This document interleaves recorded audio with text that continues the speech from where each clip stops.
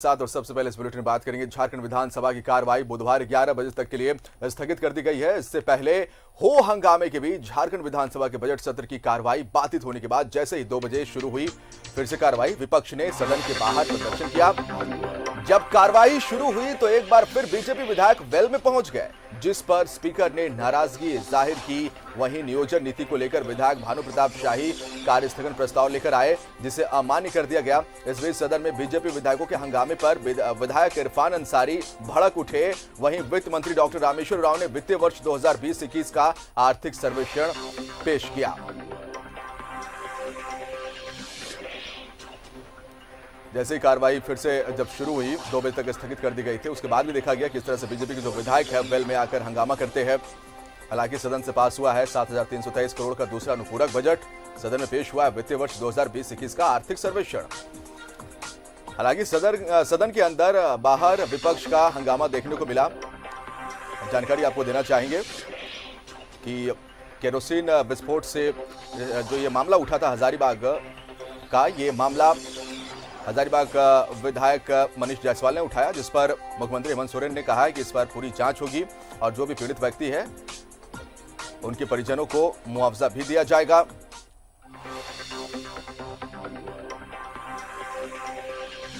जो आसार थे वो नजर आए, वो देखने को भी मिले। किस तरह से बीजेपी के जो विधायक है उन्होंने सदन के अंदर बाहर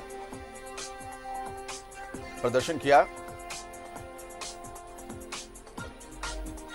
सदन में सीपीसी के संसदीय पत्र फाड़ने का मुद्दा भी गरमाता नजर आया। आपको जानकारी इसमें दे दें कि प्रदीप यादव ने सीपीसी के खिलाफ निंदा प्रस्ताव रखा और बजट सत्र से निलंबित करने की मांग की।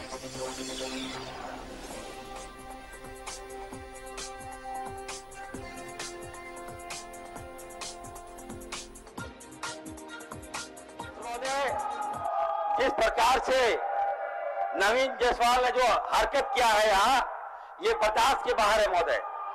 इतना ही गिरने का शौक है तो बाहर आइए, ये सदन है, जनता ने यहाँ भेजा है हम लोग को। नाटक करने में माननीय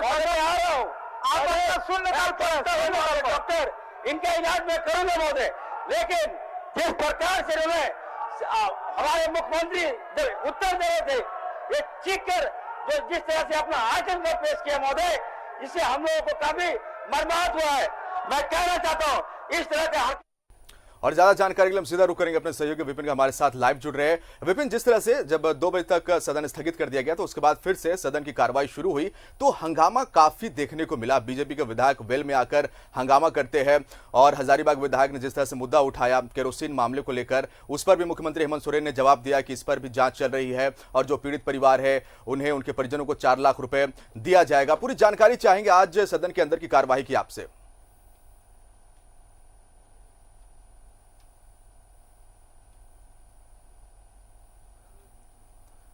हमारे सहयोगी विपिन से हमारा संपर्क टूट गया है, लेकिन आपको फिर से जानकारी देना चाहेंगे कि किस तरह से जो तस्वीरें हम लगातार अपने दर्शकों को भी दिखा रहे हैं कि सदन की कार्रवाई जब 2 बजे तक स्थगित की जाती है और फिर से जब सदन की कार्रवाई शुरू होती है तो बीजेपी के विधायक वेल में आकर हंगामा करते हैं। हालांकि अनुपूरक बजट सदन से पास हुआ है। 7,323 करोड़ के द्वितीय अनुपूरक बजट पर मुहर लगी है और कल तक के लिए सदन स्थगित कर दिया गया है। और फिर से रुक करेंगे अपने सहयोगी विपिन का हमारे साथ लाइव जुड़ रहे हैं। विपिन, 2 बजे तक जब सदन स्थगित किया गया था उसके बाद फिर सदन की कार्रवाई जब शुरू हुई तो बीजेपी के जो विधायक है लगातार हंगामा करते नजर आए। सदन के अंदर बाहर वेल में आके उन्होंने हंगामा किया। क्या कुछ आज रहा, पूरी जानकारी चाहेंगे आपसे।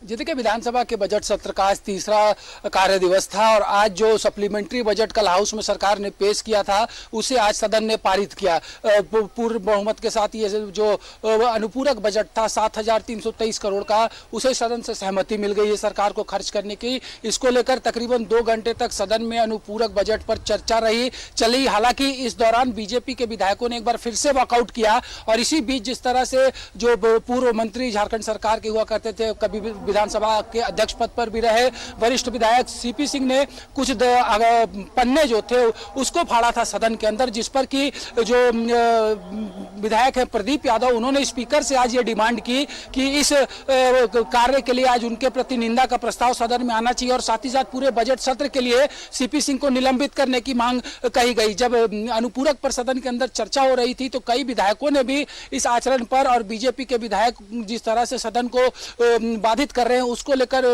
सत्ता पक्ष के विधायकों ने विपक्ष को घेरा था। अनुपूरक बजट के जरिए जो प्रावधान सरकार ने किया है, जिस तरह से विभागवार पैसे जो है वो उसका आवंटन किया गया, इन तमाम चीज़ों पर सदन में आज चर्चा हुई और इस चर्चा के बाद विधानसभा से द्वितीय अनुपूरक बजट जो है वो पारित हो गया। और कुल मिलाकर जिस तरह से अगर कहा जाए तो पहली पाली में जो प्रश्नकाल था वो हंगामे के बीच चला, कई सवाल जो है सदन में आए, ध्यानाकर्षण का 2 सवाल जो है वो सदन में आया और साथ ही साथ अगर बात की जाए तो शून्यकाल की सूचनाओं को भी सदन में लिया गया। लेकिन जिस तरह से सदन के अंदर बीजेपी के विधायकों ने रिपोर्टिंग टेबल थपथपाए, रिपोर्टिंग टेबल की परिक्रमा की, लगातार सदन के अंदर नारेबाजियां हुई, जय श्री राम के नारे तक सदन में गूंजे, तो कुल मिलाकर यह कहा जा सकता है कि बीजेपी एक मैसेज दे रही है कि नियोजन नीति जिसके मुद्दे पर सरकार को घेरने की कोशिश कर रही है, बीजेपी उसी से जुड़े हुए कुछ दस्तावेज आज अनुपूरक बजट पर जब चर्चा हो रही थी तो बंधु तिर्की ने सदन के पटल पर रखा। उन्होंने बताया कि किस तरह से जो शिक्षक जो कई बहालियां हो रही थी उसको लेकर जो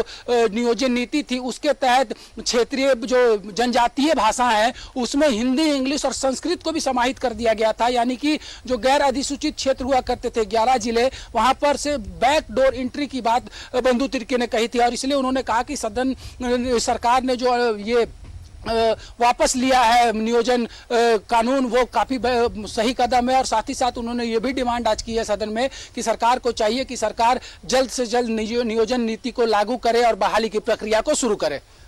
जी विपिन, और जिस तरह से कल भी नियोजन नीति का मुद्दा जिस तरह से गरमाया रहा और उस पर जो सत्ता पक्ष विधायक उन्होंने साफ तौर पे कहा कि नियोजन नीति झारखंड के हित में होगा और इसलिए वक्त लग रहा। कई विधायकों ने कहा, जेएमएम के विधायकों ने, कि हम हड़बड़ी इस पर बिल्कुल भी करना नहीं चाहते क्योंकि हम चाहते हैं कि जब ये नियोजन नीति फिर से आए तो झारखंड के हित में ये हो।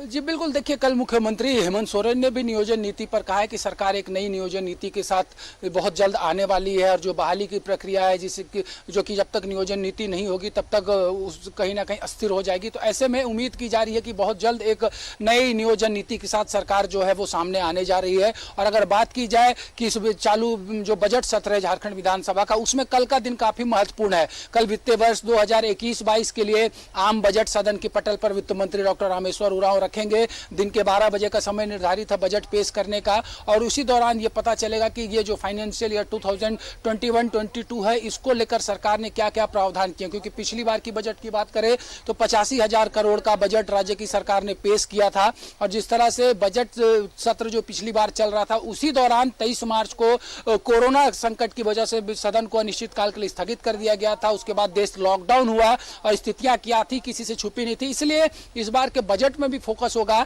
कि आखिर किन किन विभागों पर ज्यादा फोकस राज्य की सरकार कर रही है, किसानों को लेकर क्या कुछ घोषणाएं होंगी, स्वास्थ्य सेक्टर को लेकर झारखंड सरकार का प्लान क्या है, कहीं कोई नया कर तो इंप्लीमेंट सरकार यहां पर नहीं करने जा रही। तो तमाम चीजों पर भी फोकस होगा। और एक जो बड़ी बात आज के पूरे दिन की रही कि वित्तीय वर्ष 2020-21 का आर्थिक सर्वेक्षण रिपोर्ट सदन के पटल पर फाइनेंस मिनिस्टर ने रखा है, जिसमें ये जो आर्थिक सर्वेक्षण रिपोर्ट है वो साफ तौर पर बता रहा है कि जिस तरह से लॉकडाउन की जो अवधि थी उसने झारखंड की अर्थव्यवस्था पर गहरी चोट पहुंचाई है और इससे उबरने में थोड़ा सा वक्त झारखंड को लगेगा। तो बिल्कुल लॉकडाउन की अवधि ने और कोरोना ने झारखंड की अर्थव्यवस्था पर एक बड़ा चोट किया है और इससे उबरने में थोड़ा वक्त लग सकता है झारखंड को। बहुत बहुत शुक्रिया विपिन तमाम जानकारी के लिए आपका।